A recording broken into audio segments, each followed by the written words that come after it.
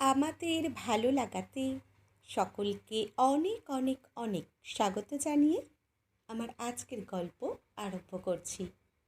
আজকের গল্প বৌদি ও ননদ। গল্পটি তাহলে শুরু করি। গত 2 মাস হয় তনিমার সাথে দাদা বৌদির কোনো কথাবার্তা নেই। দাদা বৌদির সাথে তনিমার সম্পর্ক খারাপের একেবারে শেষ গণ্ডিতে। তাদের মিষ্টি মধুর সম্পর্কটা ধীরে ধীরে গরলে রূপান্তরিত হতে যাচ্ছে। বাবা চলে গেছেন 10 বছর আগে। এই বৈশাখে এলে মারও চলে যাওয়ার 3 বছর হয়ে যাবে। তনিমা দাদার একমাত্র বোন।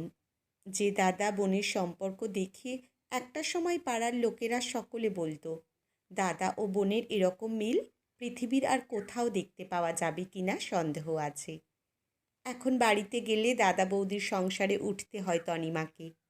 বাবা না থাকলেও বাড়িটা কিন্তু বাবার বাড়ি হয়ে আছে। কিন্তু সেই বাড়িতে বৌদি যখন দাদাকে পাত্তা না দিয়ে, কোনো কিছুকে তোয়াক্কা না করে, বলা উচিত নয় এমন কথাও অবলীলায় জোর গলায় বলে ফেলে, তখন কোনো মেয়ের মাথা ঠিক থাকে না। অনেক কষ্ট পায় বাপ মা হারা কোনো বোন। খুবই দুঃখ হয়। এরকমই এক কারণে গত 2 মাস হয় বাপের বাড়ি যায় না তনিমা। আর কখনো যাবে না এটাও মনে মনে ঠিক করে নিয়েছিল সে। বর্তমানে তনিমার ছায়াটাও দাদা বৌদি এড়িয়ে চলে। সম্পর্কটা একেবারে অহিনুকুল।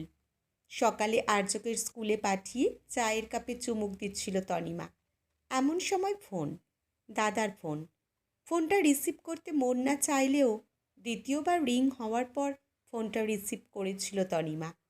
মন খারাপের একটা স্বর ভেসে এসেছিল। তনিমা, তোর বৌদি অ্যাক্সিডেন্ট করেছি, এখন নার্সিংহোমে, একটু পরেই অপারেশন।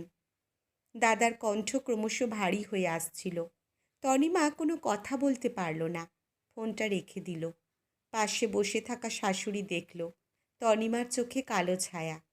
স্বভাবে কেমন একটা অস্থিরতা প্রকাশ পাচ্ছে। বিস্কুটটা না খেয়েই কৌটায় ঢুকিয়ে রাখল। হাতটা কেঁপে উঠতেই চায়ের কাপটা মেঝেতে পড়ে গেল। শাশুড়ি জিজ্ঞেস করল, কার ফোন ছিল? কিছু হয়েছে? দাদার ফোন ছিল। বৌদির অ্যাক্সিডেন্ট হয়েছে, একটু পরেই অপারেশন। তাহলে তোমাকে তো এখনই যেতে হবে। মা, একটা দীর্ঘ নিঃশ্বাস ফেলে কিছু একটা বলতে চাইছিল তনিমা। সস্নেহে শাশুড়ি বলল, এখন কোনো কথা নয়। যতই ঝগড়াঝাটি হোক, অভিমান করে মনে দুঃখ নিয়ে থাকবে না। সব কিছু ভুলে গিয়ে তোমার দাদা যদি তোমাকে জানাতে পারে অ্যাক্সিডেন্টের কথা, তাহলে তোমার যেতে দোষ কোথায়? দাদা বোনের মধ্যে ওরকম কথা কাটাকাটি হয়েই থাকে। ও সব কিছু মনে করবে না। লক্ষ্মী মেয়ে আমার, যাও রেডি হও। আমি অনিককে এখনই আসতে বলছি। মার ফোন পেয়ে অনেক তাড়াতাড়ি অফিস থেকে বাড়ি ফিরল। বাড়িতে ঢুকেই মাকে রান্নাঘরে দেখে জিজ্ঞেস করলো, মা, কি হয়েছে? তুমি রান্নাঘরে? তনিমা কোথায়? তনিমা ঘরে আছে। তুই তনিমাকে নিয়ে এক্ষুনি তনিমার দাদার কাছে যা।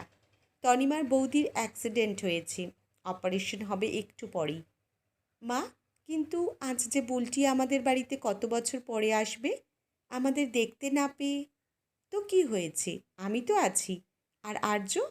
আমি যাব আর্যকে স্কুল থেকে আনতে। আগে তোরা সব কিছু ছেড়ে হাসপাতালে যা।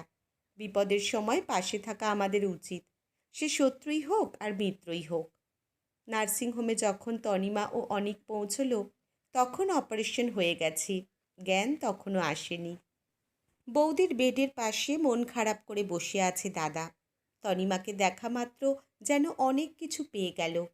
সমস্ত রাগ, সমস্ত অভিমান নিমেষের মধ্যে চাপা পড়ে গেল। দাদা বলে উঠল, তুই এলি? তনিমা শুধু বলল, কখন অ্যাক্সিডেন্ট হয়েছে? মুখে স্বাভাবিকতা এনে দাদা বলল, আজ সকালে পাশের দোকানে কিছু একটা আনার জন্য যাচ্ছিল তোর বৌদি। তখনই পেছন থেকে একটি মোটরসাইকেল এসে দুর্ঘটনা ঘটিয়েছে। অপারেশন ঠিকঠাক হয়েছে? ডাক্তার কি বললেন? Operation successful. বৌদির বাড়ির কেউ আসেনি?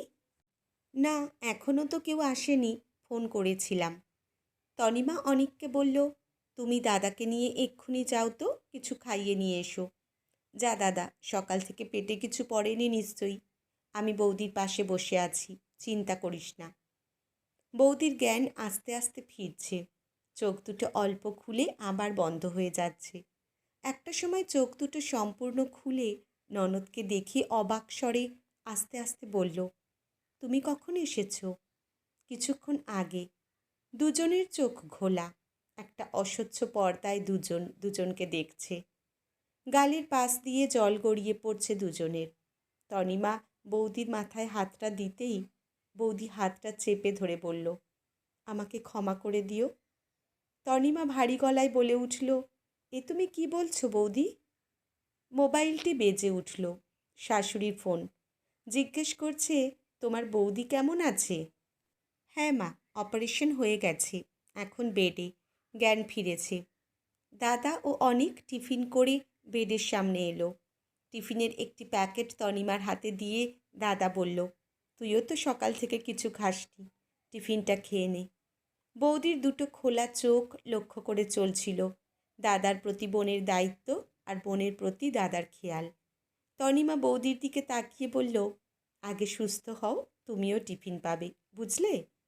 তনিমার কথা শুনে দাদা ও অনিক দুজনেই সশব্দে হেসে উঠল।